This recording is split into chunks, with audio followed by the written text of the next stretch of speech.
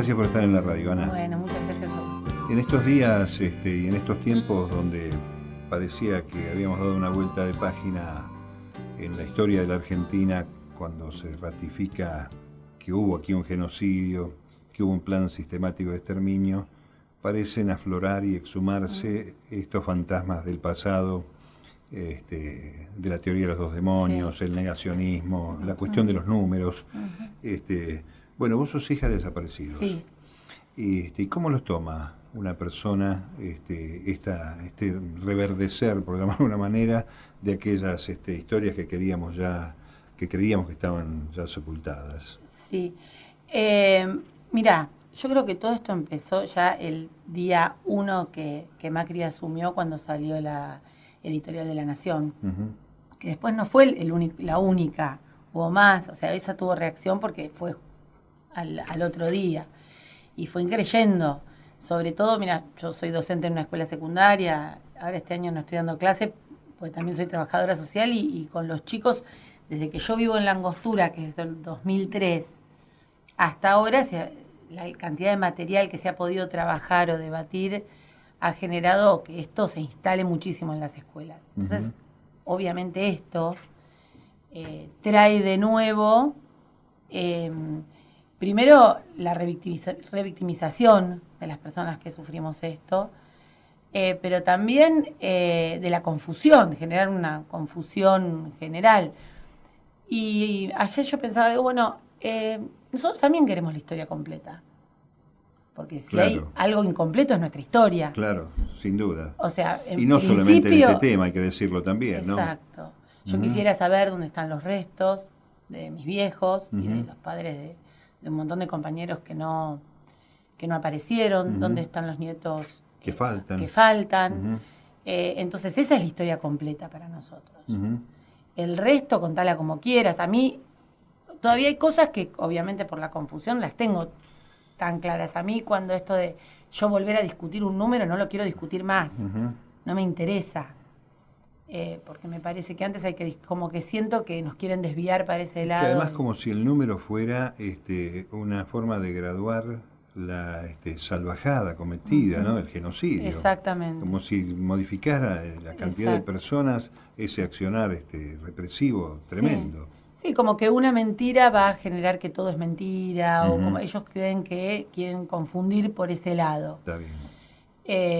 De todos modos, me parece que esta reacción que tenemos en este último tiempo tiene que ver con lo contundente que fue la marcha.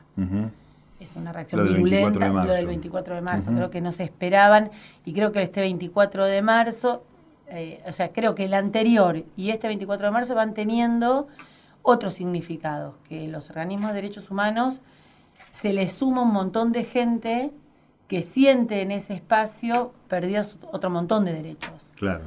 Y que se suma a eso. La gente que fue el 24, no sé si toda fue pensando en nosotros, en las madres, en las abuelas, en la historia, fue también diciendo, bueno, acá estas son las personas que siempre estuvieron diciendo esto que me pasa, que yo tenía derechos, que por primera vez siento que el Estado me garantizaba determinados derechos y ahora los perdí. Sí. Eso no pasaba en los 90. Sí, claro. Que yo también milité mucho en los 90 y no teníamos esa referencia. No, y además había un culto a la cuestión individual, al éxito por uno mismo, cosa que subyace en parte, obviamente, de los sectores medios de la República Argentina todavía. Pero sí hay una conciencia y una instrucción nueva respecto de estos temas.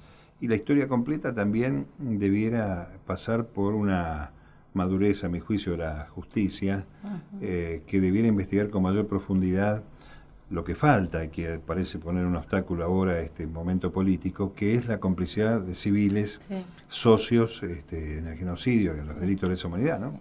No, y también lo que mucha gente no sabe es que si bien se abrieron los juicios y hay un montón de personas que han podido acceder a la justicia y a la verdad y a la condena de los responsables, también es verdad que las víctimas son y somos las que hemos tenido que recabar esa información. Sí, porque pasó muchos años. No hubo asistencia y una ausencia del Estado. Exacto, hubo durante muchos años una ausencia del Estado, donde vos como víctima sos el que... Yo todavía no hubo juicio sobre mi papá y sobre mi mamá, se estaba investigando y no sé qué pasó con eso en Mar del Plata, y trae todo lo que sepas. Y te queda un... Sí, además hay una confusión. Ya vamos a meternos con el tema de La Plata. Yo soy nacido en La Plata y soy de esa golpeada generación de mis compañeros del Colegio Nacional, pero también en esa historia completa, cuando hipotéticamente termina lo que sería el enfrentamiento presentado como tal, hay un sistema de desaparición y secuestros de personas que no habían tenido más que participación, militancia y pensamiento, que empiezan a desaparecer, y con ellos sus hijos, y la sustracción de bebés, y el arrojar personas vivas desde los vuelos de la muerte, que amerita que se siga profundizando esta investigación. Los abusos a las mujeres. Claro. Y Malvinas, ese costado también que bajo la reivindicación, lógicamente, de una tierra que es irredenta para los argentinos, oculta también en manos de los mismos jefes de esa campaña que terminó en la guerra, que pertenecieron a ese ejército que fue torturador, violador, etcétera, ¿no?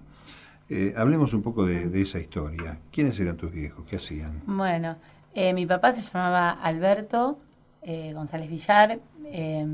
Él estudiaba ingeniería en la Universidad de La Plata y trabajaba en lo que era DEVA en ese momento. Estaba en el sindicato, pero después empezó a militar y, bueno, fue pasando porque empezó en su militancia muy joven y terminó su militancia en Montoneros. Y se conocieron con mi mamá muy jóvenes. Mi familia era más bien conservadora, ellos se conocieron en otro ámbito y después empezaron a militar juntos. Mi mamá estudiaba historia, era no docente en la Facultad de Ciencias Exactas, que el año pasado tuve el honor, la verdad, de que le pongan a la biblioteca donde ella trabajaba, ella era bibliotecaria, le pusieron su nombre. Ahí en Exactas, ahí en Exactas, en La Plata. Qué lindo. Adriana Casajuz. Así que bueno, le pusieron su nombre, gente que yo no conocía muchos. ¿Viste esas cosas yo vivo en Villa Langostura y que te invitan y vos decís, todavía hay gente que se está ocupando de esto, ¿no? Bueno, de eso se trata la memoria, claro, ¿no? Por supuesto, pero más allá de la verdad y la justicia está la memoria, ¿no? Exacto, pero no fue algo que yo promoví, que podría haber dicho, bueno, sino que otras personas lo hicieron y yo estoy, bueno, súper agradecida, fue muy emocionante ir a ese homenaje. Y bueno, también militaba en Montoneros. Mi papá desapareció en el 76, un año antes que mi mamá, y yo me quedé con ella, viviendo ya ahí, como escapándonos de un lado para otro.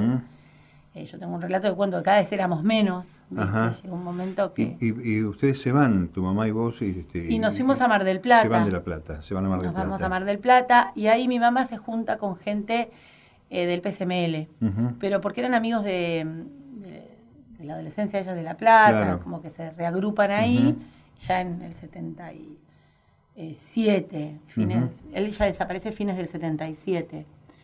Y bueno, hasta que un día la llama mi abuela, se ve que la situación estaba muy complicada, y bueno, mis abuelos me van a buscar, y cuando me van a buscar no estábamos en ese lugar, tuvieron que esperar hasta la madrugada. O sea que vos tuviste la visión de parte de tu mamá, en todo caso, ya sin papá, de evitar que fueras una nieta desaparecida. Sí, yo era más grande. O sea que no sé si me hubiesen apropiado, porque apropiaban a los que eran más chicos, que no podían decir o que no tenían recuerdos. Yo ya era más grande. La verdad que esa fe uno dice, ¿no? De no vivir una situación como el secuestro, que a compañeros míos les pasó, y estar presente o vaya a saber que... Sí. Y en ese momento, ¿qué cosas tenés presentes como recuerdos de ese tiempo, de haber dormido en otra casa, de cambiar de techo, de salir de la ciudad? Y bueno, yo la verdad me acuerdo un montón de cosas. Estaba por cumplir 6 años, pero se ve que, sobre todo porque el después de esa etapa fue retener esos recuerdos, porque extrañaba. Esto es mucha terapia. Claro. Entonces, bueno, pero lógico, pero tiene razonable. que ver con ir reteniendo el recuerdo, porque yo esperaba que mi mamá vuelva a buscarme. De hecho, ella envió una carta mientras que yo vivía con mis abuelos. Una carta que la pude leer mucho tiempo después, porque mis abuelos tenían esta teoría de que mejor no se la mostremos para que no sufra, ¿viste? Había claro, una cosa... Una cosa protectiva, digamos, sí.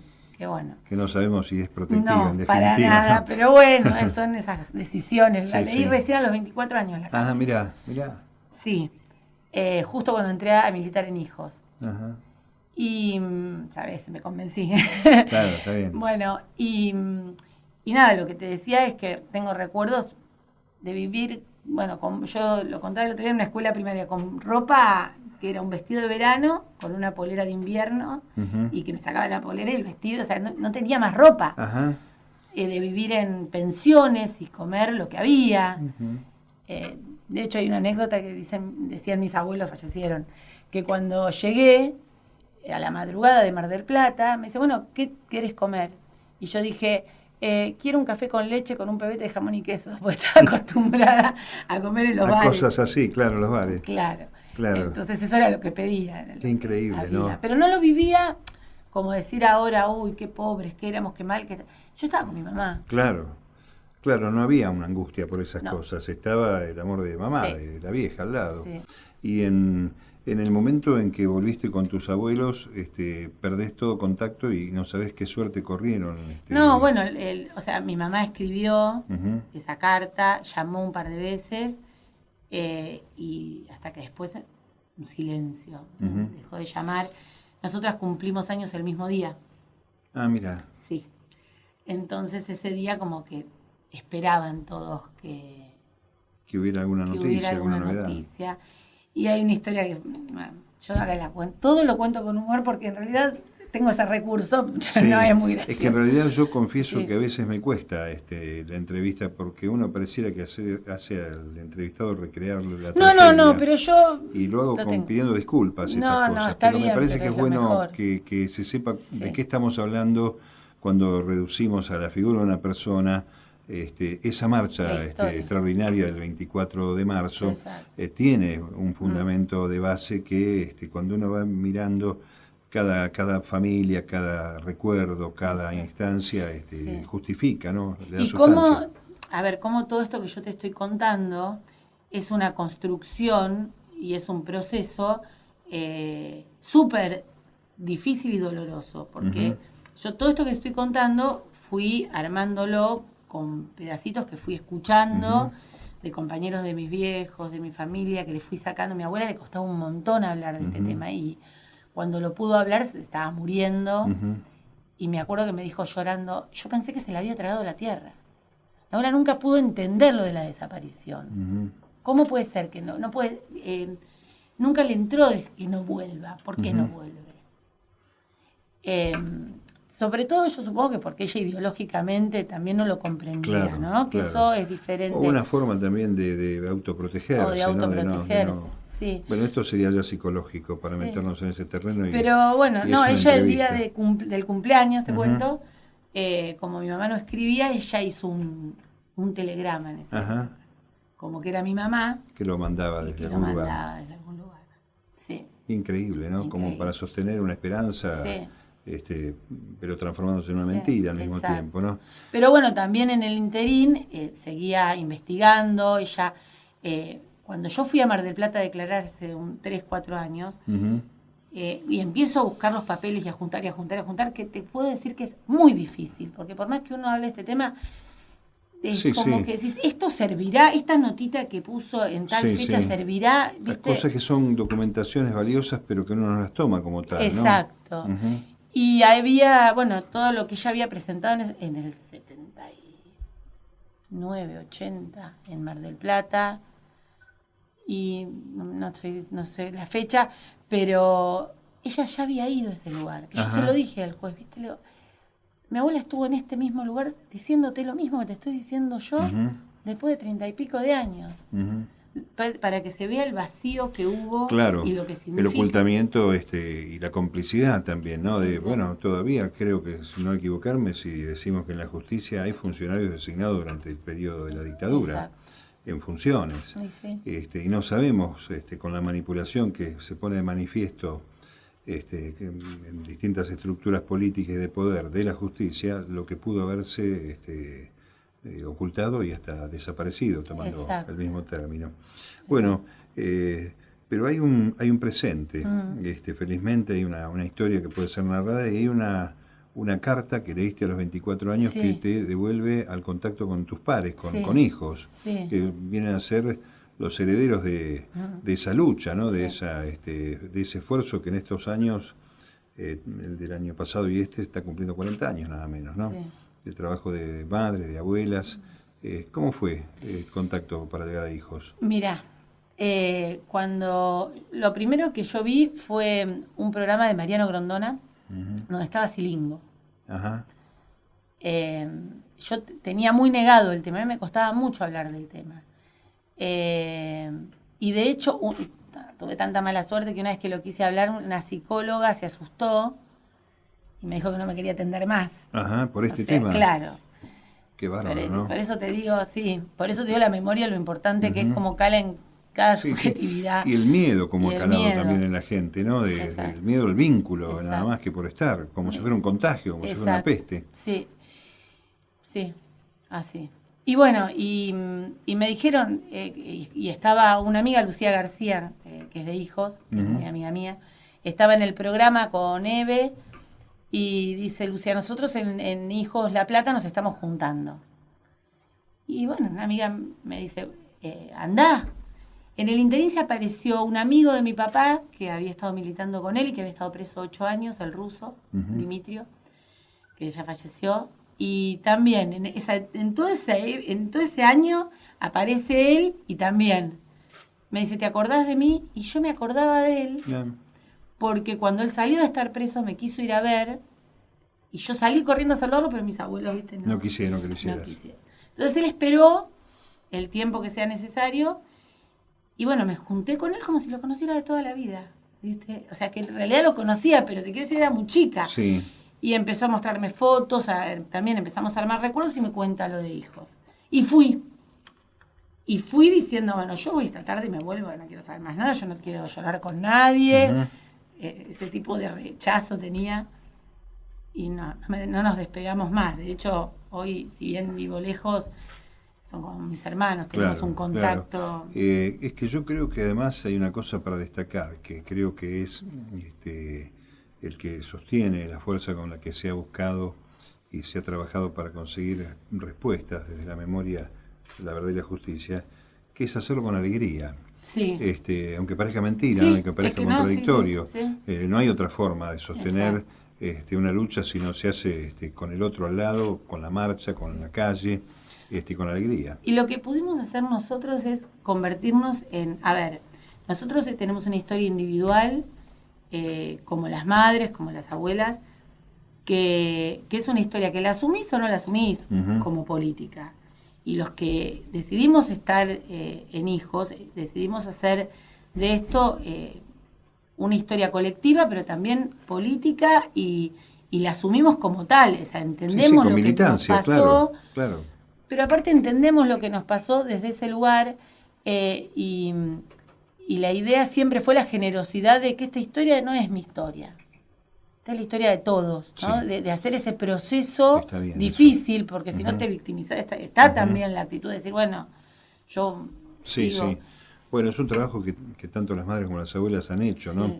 Y además viniendo, en el caso de ellas, muchas veces de una desinformación absoluta, de reconocer que con el tiempo se fueron dando cuenta que se estaban dedicando a sus hijos, porque primero estaba el dolor por la desaparición y después la reflexión, y aún así siguieron y siguen felizmente moviéndose con alegría. Hijos tuvo un momento de grandes scratches, ¿no? Que forman parte de una marca, casi diría yo, retórica del mandato de la memoria, la verdad y la justicia. ¿Participaste? ¿Estuviste con ellos? Sí, he participado. Te debo decir que yo milité bastante en la década del 90 en Hijos y después en otras organizaciones. Pues, estudiaba también en la facultad, milité en una agrupación estudiantil. Ya después, como que militábamos en varios lugares. Los scratches me generaban, una angustia, o sea, una impotencia un dolor en el cuello, en la garganta, saber que tener tan cerca y tanta impunidad lo hacía, pero me generaba muchísima angustia. La verdad que el tema de cuando empezaron los juicios fue muy sanador. Claro, fue un gran alivio. No importa que no te toque el juicio a vos o a tu familia. Que la gente pueda poner en palabras ahí, frente a los genocidas, pero también frente a su familia, contar su historia ante la justicia y ante un Estado que reconoce que esta historia pasó. Sí, es sanador, sin duda. En el momento en que estamos viviendo hay como una reversión de eso, ¿no? Se están produciendo presiones para que estos señores, que son abuelitos, viejitos, vuelvan a sus hogares, y no ha faltado la oportunidad de ver a algunos paseando el perro por el barrio, haciendo las compras. ¿Te genera algún temor que haya un retroceso en esto para seguir buscando la verdad y la justicia, o tu propia verdad, que todavía no está cerrada del todo? Sí, mucho. Sobre todo, creo que no pienso todo el tiempo en eso, porque yo creo que me causa también mucha impotencia. Para mí, en un momento fue muy importante encontrar los restos. No era que me lo planteé siempre, pero hubo un momento en que dije, no, a mí fui y me saqué sangre, que se investigue también qué es lo que pasó. Yo quiero saber dónde estuvieron detenidos. Hay relatos, pero no... Sí. Es tu derecho, de todas maneras, ¿no? Más allá de que puedan ponerle cualquier tipo de traba. Sí. Pero debe ser complicado, ¿no? El trámite para conocer, para buscar. Es complicado. Y es complicado porque uno aparte tiene su vida, entonces tenés que ir y volver de eso. Por ahí podría haber hecho más cosas de las que hice, seguir llamando, pero por momentos no quiero, ¿viste? Me cansa pensar luego, que uno tiene que... Pero... La verdad es que creo que el retroceso me preocupa en ese aspecto, pero también en lo discursivo, porque creo que nos hace mal a todos, te haya pasado o no, volver a reivindicar determinados temas, volver a demonizar, volver a hablar de la militancia, cualquiera sea, como que ya te descalifica el hecho de tener una identidad política, una postura política, una militancia. Ese discurso entra dentro de todo ese paquete de impunidad. Sí, estamos de acuerdo. Y además tuvo un punto de inflexión importante en los años 90 hasta el estallido 2001. La política era una mala palabra, en lugar de una herramienta para ir buscando las soluciones que tienen los pueblos. Y hoy está pasando lo mismo, me parece.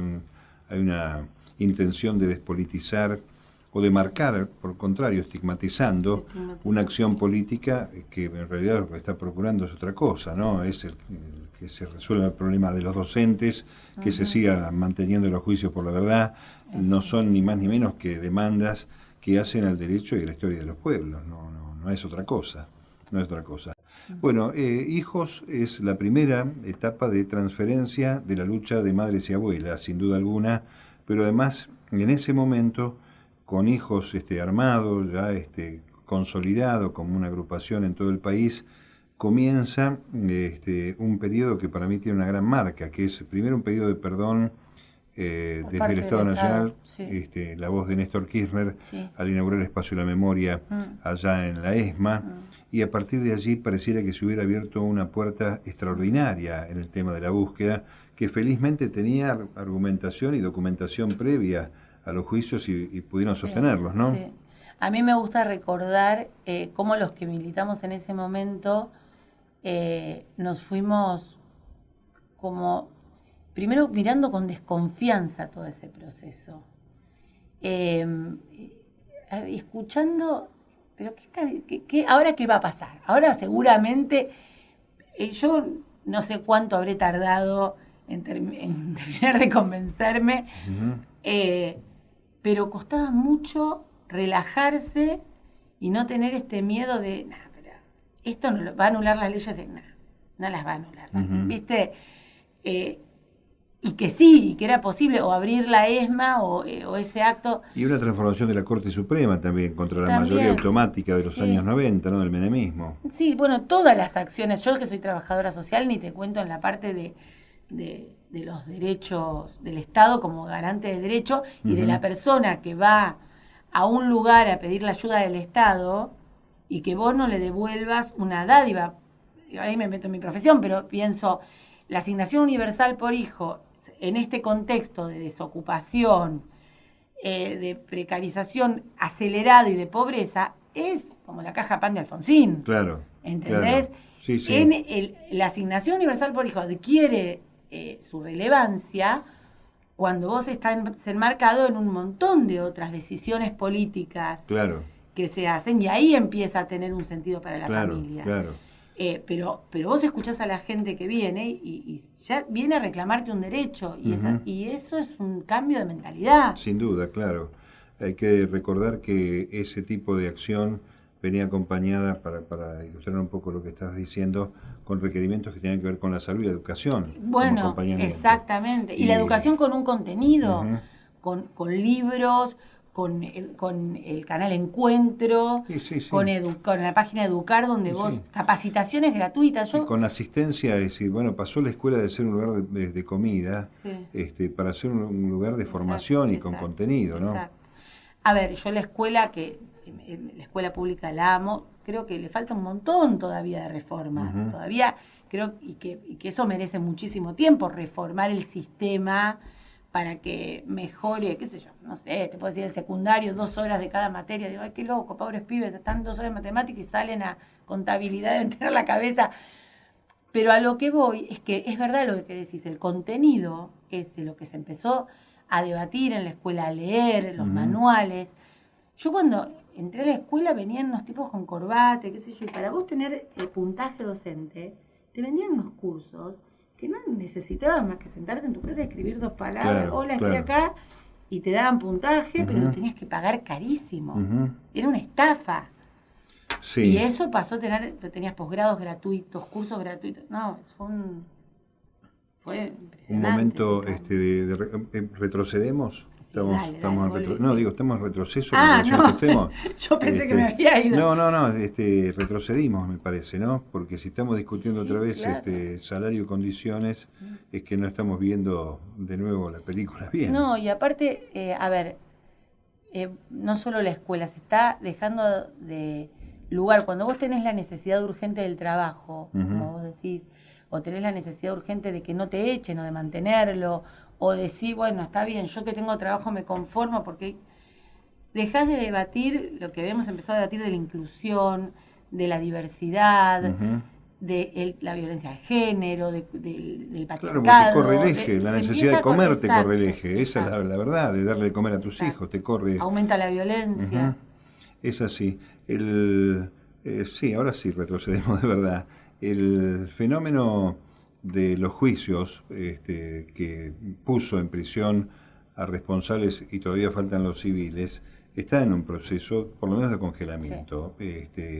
Vos ya no estás en las ciudades, en las grandes ciudades, en la cuestión urbana. ¿Cómo se vive en Villa Langostura la Argentina de estos últimos meses, este último año? Y allá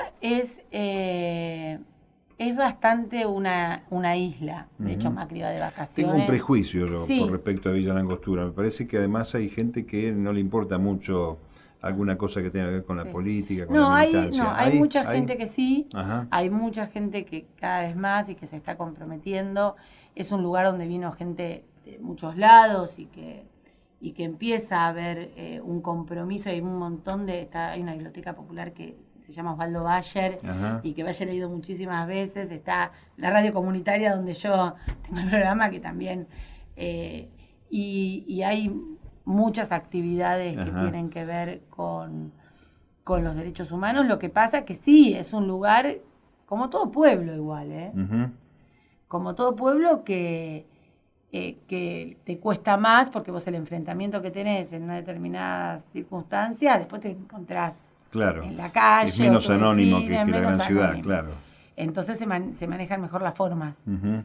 Igual los que no quieren manejar las cartas de electores, fachas y todo eso, ellos no manejan mucho la forma, la escriben igual y tienen una... ¿Y el impacto de los medios nacionales, el blindaje, la hegemonía, se nota? Sí. Entrás a una hostería, a un hotel y No, ves TN en la pantalla, sí, por ejemplo. es otro mundo. Sí, Ujú. en esa parte sí. Sí. ¿Cómo se milita? Si seguís Lo haciendo que cosas pasa por el que tema yo de tengo, derechos. yo pensaba en esto que me decís. Sí, pero también, no sé, yo vengo muy seguido a La Plata Ujú. y también, no sé si no es una perspectiva, porque también yo cuando vivía en La Plata manejaba en un microclima, Mm. donde más o menos todos pensábamos igual. Cuando salís de ese microclima es como en Villa Langostura cuando te vas al hotel, Ajá. que vos me decís, Sí, está me bien. parece. Es lo mismo. No hay mucho cambio ahí. No, no sé, no lo tengo muy claro, pero dudo que no sea. Y en la tarea social, uno ve Villa Langostura, un sitio, digamos, turístico de nivel, etcétera, pero hay una necesidad de hacer trabajo social. Vos estás haciendo algo Sí, ahí. muchísima. ¿Cómo se manifiesta esto en un lugar así? Bueno, allá todavía yo creo que no se ve con tanta fuerza como en otros lugares porque la principal industria es el turismo. Ujú. Que ¿Eso genera empleo? pero muy precario. Ujú. Es un empleo Temporal. temporal que antes la gente vivía Ujú. con esa temporada y hoy no vive con la temporada. Ujú. Los alquileres son muy caros y hay pocos. Entonces se genera una especulación inmobiliaria muy complicada donde por ahí, qué sé yo, una persona que tiene un terrenito, tiene 3 casitas y las alquila a un precio exorbitante para que no tengas que ir por inmobiliaria y pagar. Entonces la gente vive muy mal, pagando mucho. Ujú. Bueno, y los costos en la Patagonia que siempre Y son los arriba, ¿no? costos El son costo de vida, ¿no? muy En general. altos, sí. Ujú. Sí. La gente va mucho a Chile, vamos mucho a Chile. Ujú. Eh, ¿Cómo conocen, vos tenés hijos, Sí. cómo conocen la historia y cómo se ha transferido hacia los chicos esa historia, si es que ha sucedido? Sí, yo cuando me fui a Villa Langostura, ellos tenían, Felipe no tenía 3 años y el más chiquito tenía 14 días. Ujú. Y, y me fui extrañando mucho, o sea, si bien fue una decisión, salir del grupo, empezar a contar en otro lugar, no es que yo me presente como hija de desaparecidos, pero tenía que escuchar en la escuela a veces comentarios Claro, terribles y era empezar de claro. cero, Ujú. nadie se filtraba Claro, un nada. poco el desarrollo y otro el aterrizaje, en qué condiciones, ¿no? Sí. Sí, fue muy fuerte. Me han preguntado, por ejemplo, ¿y tus papás no deben estar en Europa? Cuando yo conté Claro. cosas, me he recibido comentarios así. Claro, claro. Bueno, y Felipe empezó a los 3 años a preguntar, justo cuando nos mudamos, a preguntarme, ¿y dónde están tus papás? Y claro, había que ponerle un nombre. Ujú. Me costó. Y digo, no, estoy en el cielo. De esas cosas que contestás. Sí. Y aparte te vienen, bueno, pero están muertos. Sí, bueno, están en el cementerio. Y bueno, y no, porque bueno, ahí le conté de los militares. Y bueno, no sé, yo supongo que se asustó. Eso, viste, esta cosa, y va a pasar eso. ¿Era muy chiquito? Era muy chiquito, pero Ujú. me preguntó y yo tenía que darle una respuesta. Ujú. Y bueno, no, y después ellos en la escuela, ya cuando era la fecha del 24 de marzo, fíjate cómo ayudó eso, ¿no? Sí, claro. Contaron, Ujú. Felipe contó que él tenía sus abuelos desaparecidos y otros chicos que tenían sus abuelos presos. Ajá. Bueno, mira, ¿no? Claro. Es que, bueno, es una pintura de la Todos realidad de lo que conviven es. la misma. Es que uno dice 40 años, pero sigue siendo un pedacito muy chiquito de la historia, Sí. como para poder restañar heridas, que algunas no se rodan jamás, y otras, bueno, ojalá tengan justicia. Contame un poco más de esa llegada a la Angostura y de tu historia. Y Porque bueno, además empezás a hacer lo mismo que estaba haciendo acá, ¿no? Trabajo social. no, Ah, ¿no? empecé allá a ejercer como trabajadora social, que me costó al principio. Primero empecé a dar clases en el secundario. Ujú. Me invitaron a un par de escuelas. Yo, ya te digo, no es que entré diciendo soy hija de desaparecidos, como que nunca me presenté así. Cuando militaba en Hijos, sí, todo el mundo sabía, Claro, pero desde no. luego. Pero bueno, hablando así, alguna vez me han invitado a escuelas a hablar del tema, o con mis alumnos, si se daba la oportunidad, lo hablaba en la para la fecha y podíamos trabajarlo. Uh-huh. Pero al principio no, fue muy difícil, porque ya te digo, hasta que conocí a la gente que más o menos sabía que podía pensar, era muy hostil uh-huh. al principio hablar del tema.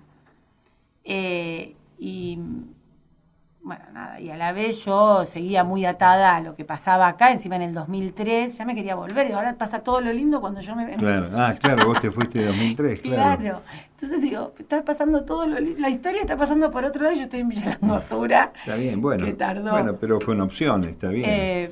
Pero sí, fue una opción y fue una opción de, yo creo que también fue un terreno fértil para poder ir encontrando la vuelta, cómo acercarse. Uh-huh.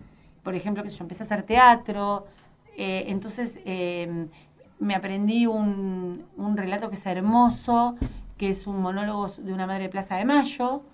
Entonces lo hice una vez para, que fue Osvaldo Bayer, para el Día de los Derechos Humanos, y fue un montón de gente, y entonces con eso yo fui transmitiendo. Uh-huh.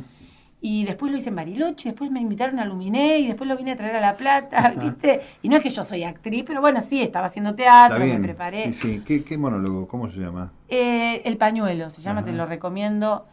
Te debo el autor, sí, ya me va a salir el autor. No importa, pero es ¿qué hermoso cuenta? Y cuenta, es una madre de Plaza de Mayo que tiene el pañuelo bordado con el nombre de su hijo y la fecha en la que se llevaron. Uh-huh. A su hijo. Entonces, a medida que va desbordando ese pañuelo, va contando su proceso individual, cómo le costó al principio escuchar la casa vacía y seguir escuchándolo al hijo, entrar y soñar con él y sentir que lo abrazaba y despertarse que no estaba, y juntarse con otras mujeres y empezar a denunciar y que haya amigos que le cierren la puerta, ir a las comisarías, a la iglesia a pedir y que todos le cierren la puerta, hasta que es la madre que hace ese proceso político individual, o sea, porque pasa a un proceso colectivo, uh-huh.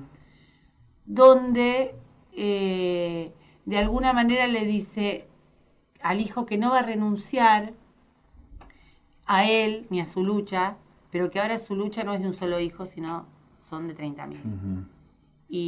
Y voy a parir, dice, 60.000 ojos, 30.000 latidos. Ya no lucho por un solo hijo, sino que soy la madre de todos. Uh-huh. Y termina desbordando el pañuelo y deja el pañuelo blanco como símbolo de que no es uh-huh. una lucha por su propio hijo. Claro, que es de todos, que es el signo de todos. Bueno, el pañuelo es un símbolo. Este año las madres y las abuelas cumplen 40 años de organización.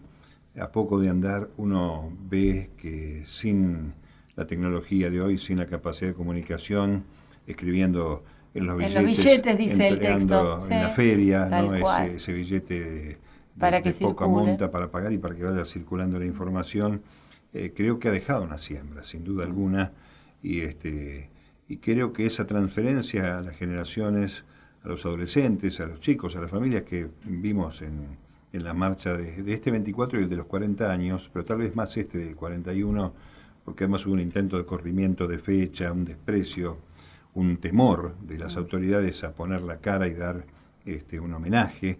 Me parece que eso es un buen resultado dentro del fenómeno desgraciado de haber tenido un proceso genocida, ¿no?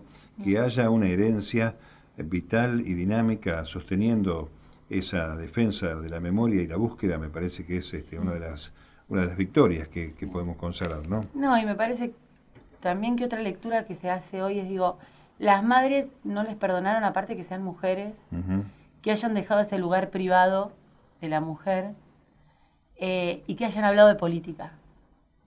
O sea, si ellas se hubiesen quedado nada más en las mamás de hablar de su dolor personal, de sus hijos en lo personal, de a mí no me importa lo que hacían, pero me importa nada más de que no están.